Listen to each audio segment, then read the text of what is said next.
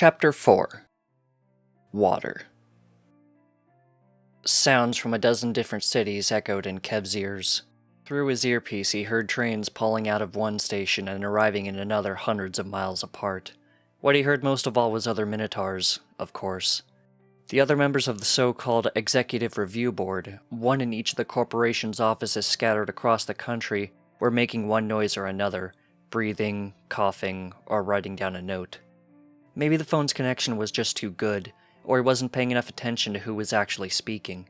The latter couldn't be the case. If he didn't want to pay attention, he'd find something else to stare at besides the sheets of paper spread out on the desk.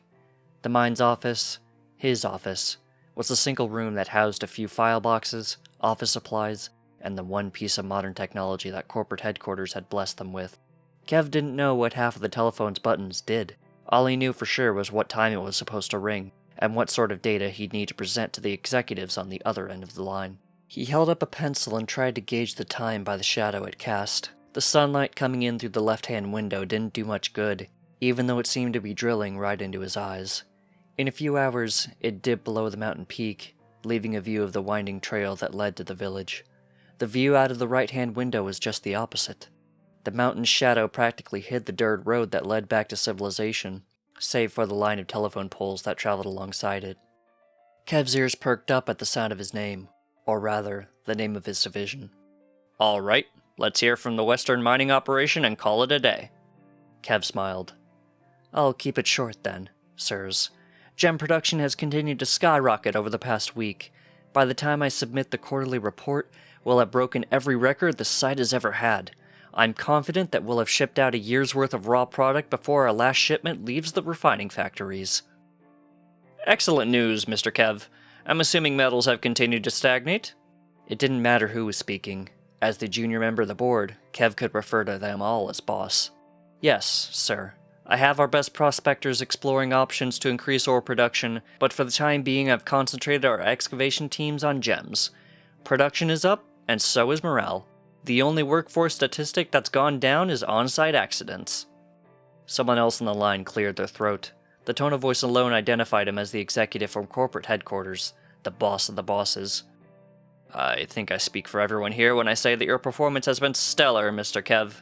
You've taken our least productive operation and really made it boom. We'll be expecting great things from you in the future, and I'm sure your year-end performance evaluation will reflect that." Kev jumped out of his seat and pumped his fist in the air. "Thank you, sir." He practically skipped out of the office after the call ended. He held his clipboard in his right hand and spun the ring on his left with his thumb. Ezra stood a few feet away by the equipment racks. "Hey, boss?" Kev walked over and slapped him on the back. "Ezra, how are things looking down there?" Fine. I've got to ask you something." Kev smirked. He'd had this same conversation more times than he could count. "Yeah? Is it true? Did you really marry a pony?" "Yep, a week ago." "I get that you were the only single guy in town and everything, but what I mean is..." Kev savored Ezra's pauses, the little moments of silent begging to keep his job in his teeth. "Relax, just say it. What's it like? What's she like?" "I wouldn't know. It's all business, Ezra. She brings water back from the oasis, helps my sister out around the house, and sleeps in her own bed. That's all it is." Ezra gasped. "Wait, the water part is true? I had an easier time thinking... Never mind. Not that there's anything wrong with... I mean, if she's bringing up water, you must be saving some serious cash." Kev held his ring up to the light. "Yup. Sooner or later I'm buying my way out of this dump. Assuming corporate doesn't relocate me first, thanks to that new gem vein. She's like a good luck charm. But what about what everyone else thinks?" "Who?" "Everybody else in town already figured it out. At first I thought they'd think what you did, but they get it. They get that it's just her having a place to stay. You know the best part? They're jealous. They're jealous that I'm getting water for free." "But what about the merchant goats? I've never seen him so angry. It's great. And as for the others..." The squeaky wheels of a mining cart drew their attention. As the cart left the darkness of the tunnel, sunlight bounced off the small mountain of gems it contained. The goat pulling the heavy load shot Kev a smile as he approached them, and spoke in his native language rather than that of Minotaurs. Hey, pony boss. Things good? You know it. What do you say we quit a couple hours early? The goat held up a hoof, which Kev bumped with his fist. I like the sound of that. I'll tell my boys down in the shaft. Thanks. Ezra stared at the departing goat with an open mouth. You understand, goat? Kev laughed. Like I said, I've got a good luck charm. I guess her pony magic is rubbing off on me. Comes in handy when the merchant goats are whispering to each other about how much cash they think I'm carrying. But what's corporate think? Oh, they don't know. It's none of their business. It will be if you get relocated like you're saying. Kev paused. Why? Look, Kev, I get that things are going good here, but what happens if you move to the big city where the water comes out of a faucet? What's your water pony gonna do for you then? What are your neighbors gonna think? What about your boss? If the corporation thinks you're some sort of... What I mean is, they're not gonna want you on their board of directors or whatever you're after. Kev's thumb left the ring. My brother-in-law died in that mine. My sister is stuck raising his son on their own, and she shouldn't have to do that in a place like this. There's no schools here, no playgrounds, no future besides inheriting his dad's pickaxe. I'm not doing this to climb the corporate ladder. I know that's not what it sounded like a second ago, but I'm just trying to get my family off this rock.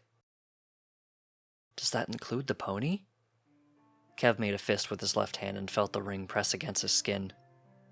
I guess I haven't figured that out yet.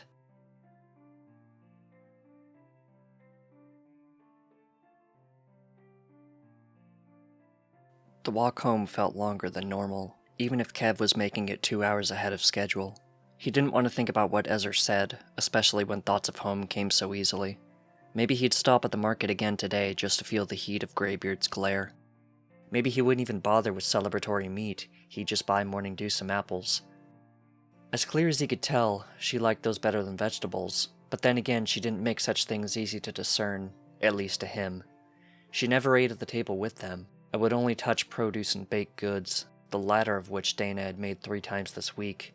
Morning Dew might have asked her for homemade bread, for all he knew. She and Dana seemed to have no trouble talking, unlike himself. Somehow, his being able to understand the goats didn't equate into understanding the creature that had gifted him with the ability. Ezra's words came to him again. Money wouldn't change the law, and nothing short of divorcing Morning Dew would get him a real wife, the kind that could bring children of his own into the world. Still, he didn't know what Morning Dew had planned. She might get fed up with the grueling daily hike and leave tomorrow. Tam would be crushed if she did.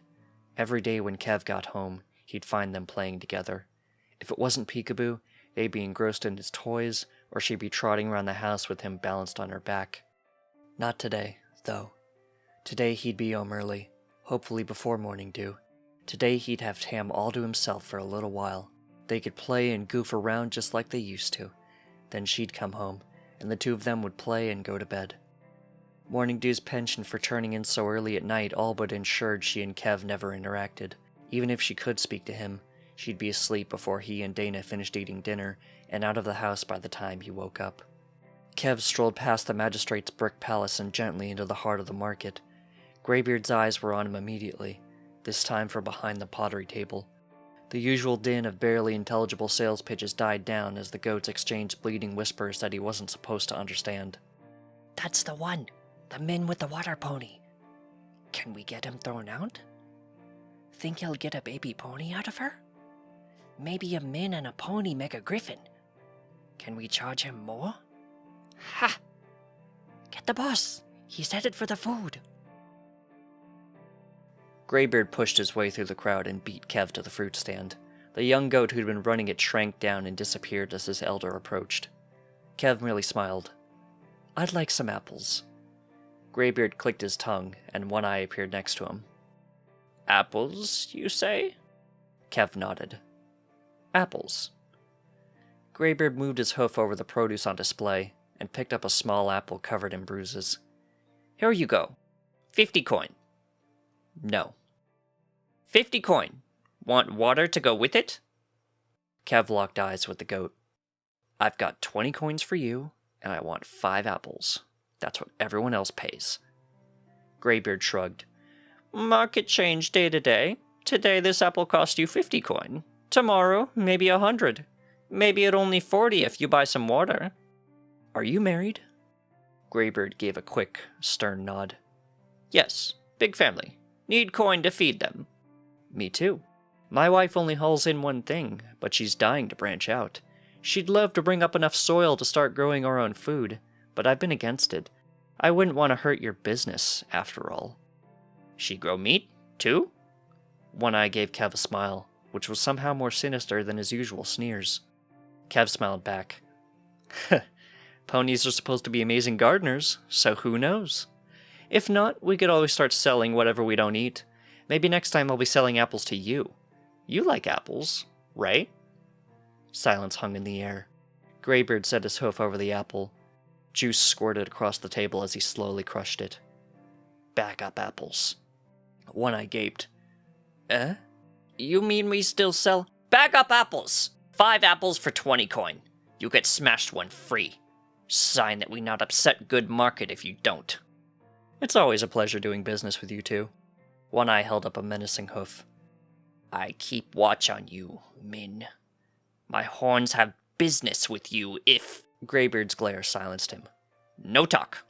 Go patrol. A tinge of red at the edge of Kev's vision caught his attention.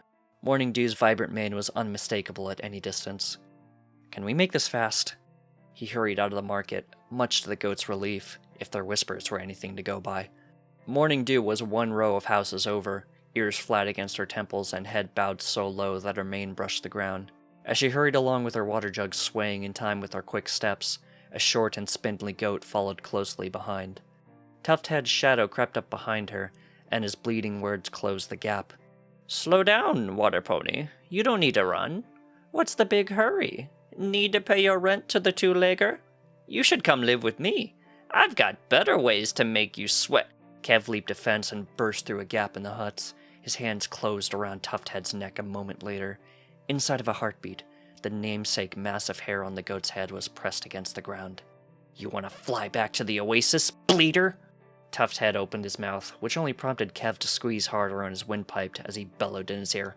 That's my wife you're messing with, goat! It's my legal duty to protect her, and if anybody so much as hurts her feelings, I'm mounting your horns over my front door and your pelt underneath it. Kev didn't wait for some form of affirmation. He'd sooner rip the goat's tongue out than listen to him beg for mercy. Instead, he stood, gave him a kick in the stomach, and turned away before the urge to kick him again took over. You okay, Mort? Morning Dew was gone. Kev stormed into the house a few minutes later. The empty kitchen and toy-free floor meant Dana and Tam weren't home. They were probably visiting a friend. Morning Dew was in her corner of the house, straightening the lines of potted flowers that now flanked her bed. A 2-second job she apparently intended to spend an hour on, if her half-hearted nudges and rapid breathing were any indication. Hiding her agitation wasn't going to work. Not this time. Kev had grown used to her habitual frowns. Seeing her eyes dart around and her hooves tremble was more than he could take. He paced back and forth between the door and the kitchen table. I'll kill that goat if he ever bothers you again. I don't care if it lands me in prison. Nobody messes with my family. If they ever... His fury vanished when he caught sight of her.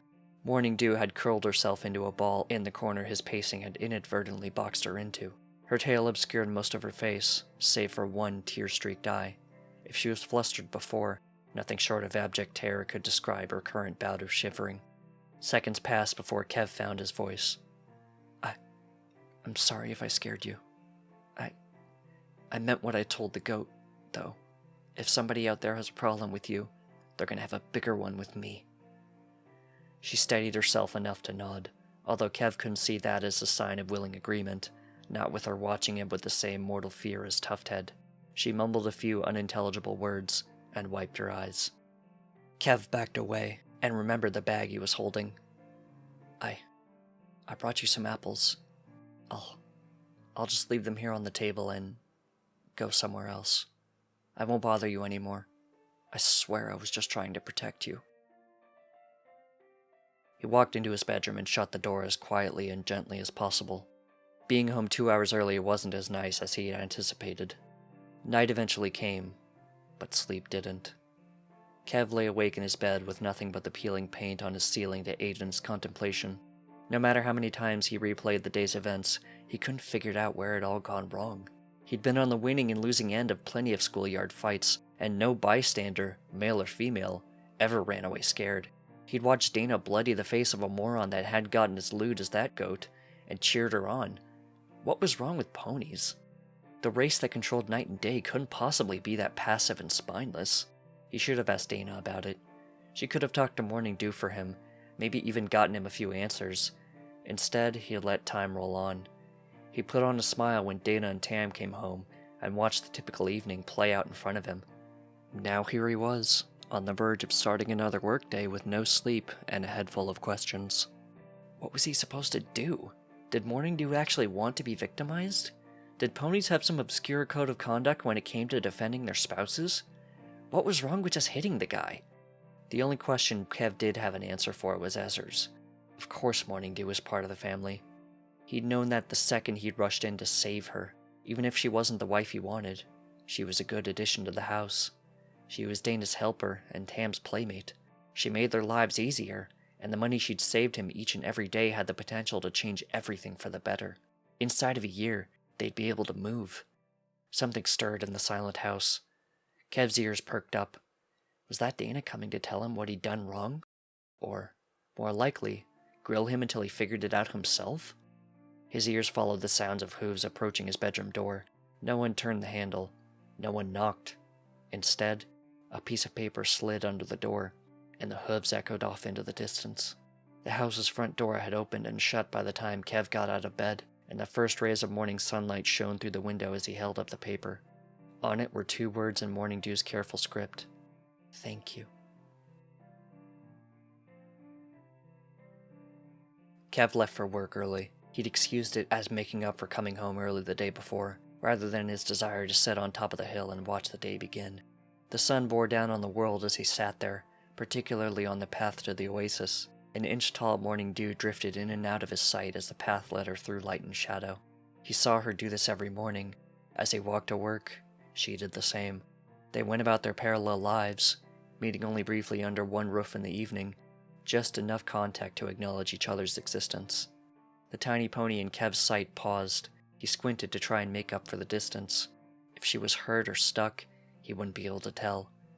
The goats were hours away from her, so it wasn't them. What are you doing down there? What's wrong? Morning Dew lifted one of her front legs and waved. All he could do was return the gesture. Thank you for listening.